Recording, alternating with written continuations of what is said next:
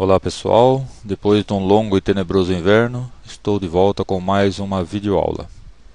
Nesta videoaula, nós vamos conversar um pouco a respeito de vetores. Então, um assunto importante, sempre abordado em todos os cursos de estruturas de dados. Então eu vou mostrar primeiro como que a gente declara um vetor, depois como que a gente processa, como que a gente percorre elemento por elemento desse vetor. Então são aulas bem básicas para quem está começando ainda, para quem não tem noção nenhuma de estruturas de dados. Então eu estou utilizando aqui o Dev C++, que é um compilador, um ambiente de desenvolvimento, né?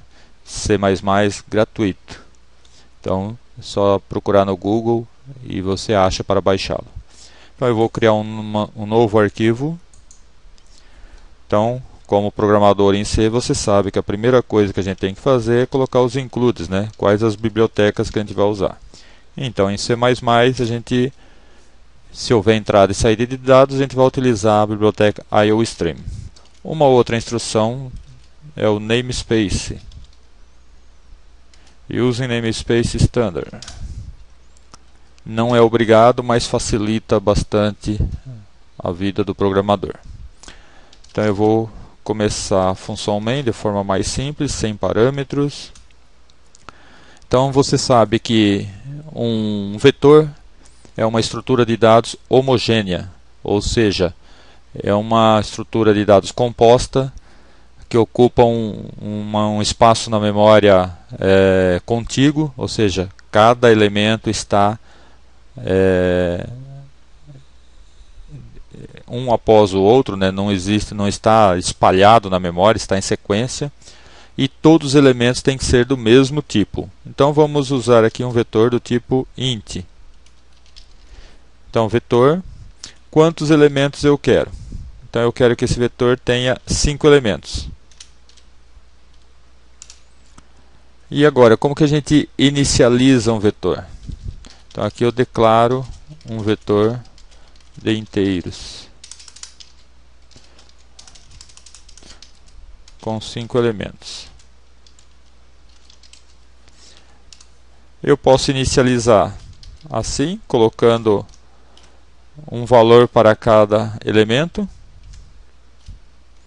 Então uma coisa importante de se observar na linguagem C, a posição do primeiro elemento vai ser 0. Sempre. E a posição do último elemento é n-1. Então, no nosso caso, se o vetor tem 5 posições, o último elemento vai estar na posição 4 e o primeiro vai estar na posição 0. Então, eu posso inicializar o vetor assim.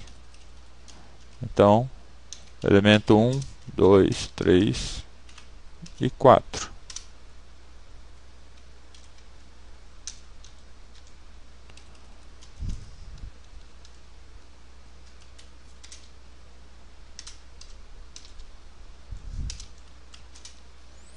Então, aqui eu estou atribuo valores a cada elemento.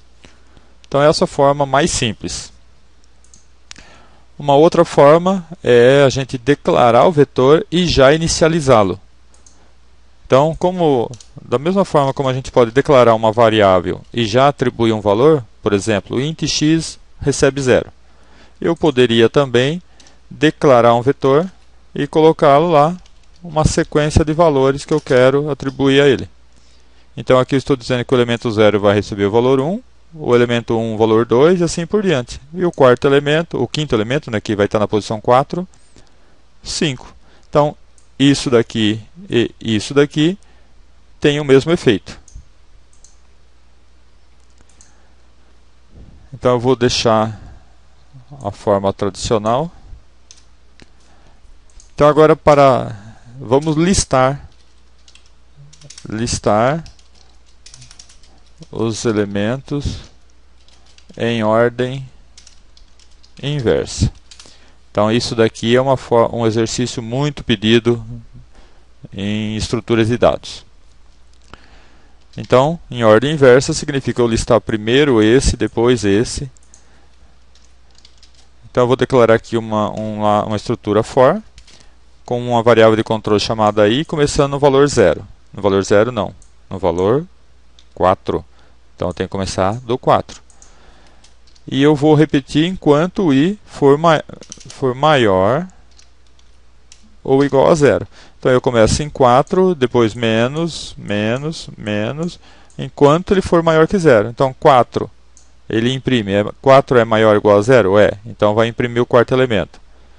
Aí, ele vai diminuir 1. 3. 3 é menor ou igual a 0? É. Então, imprime. Então, i menos menos.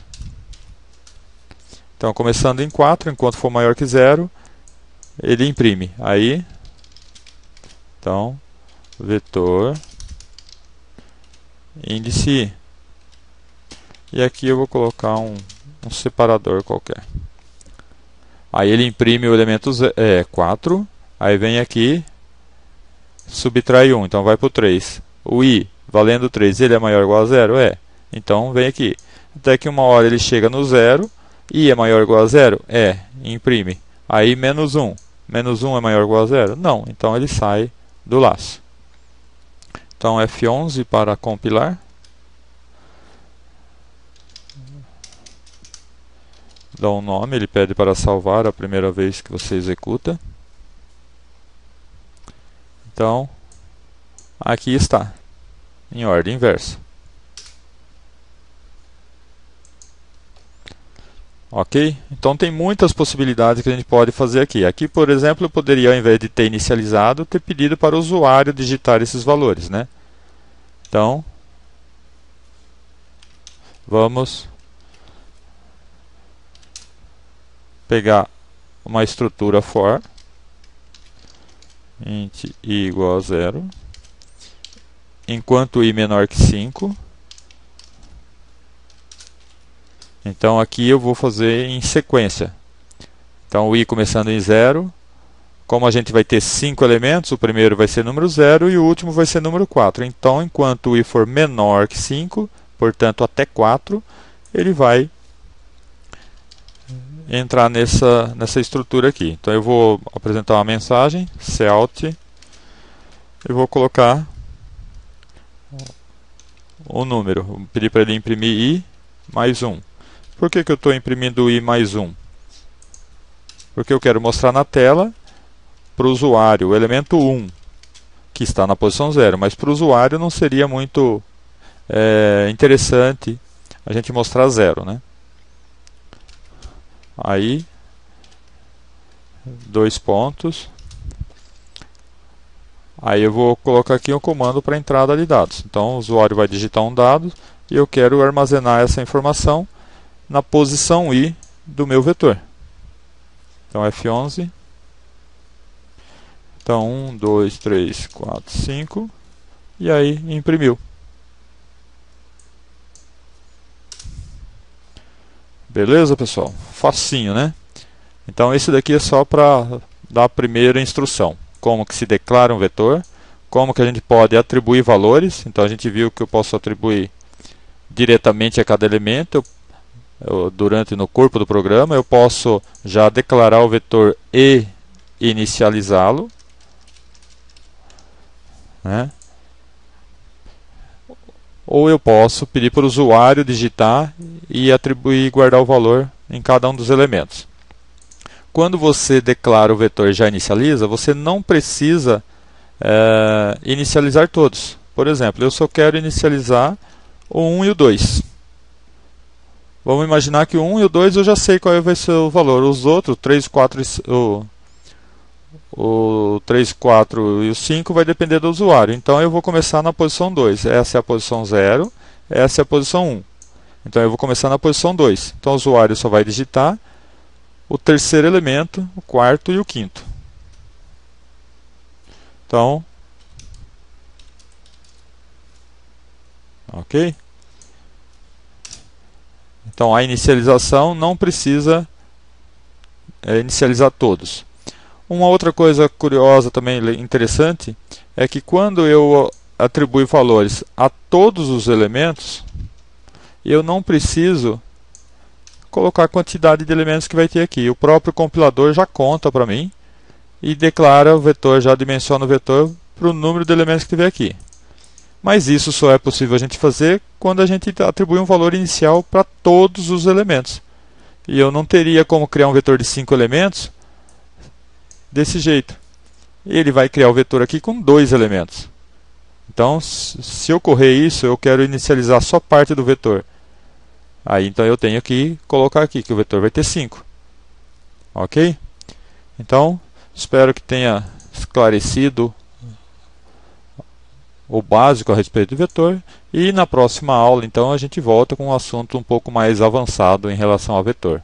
Como, por exemplo, passagem de vetor como parâmetro para uma função.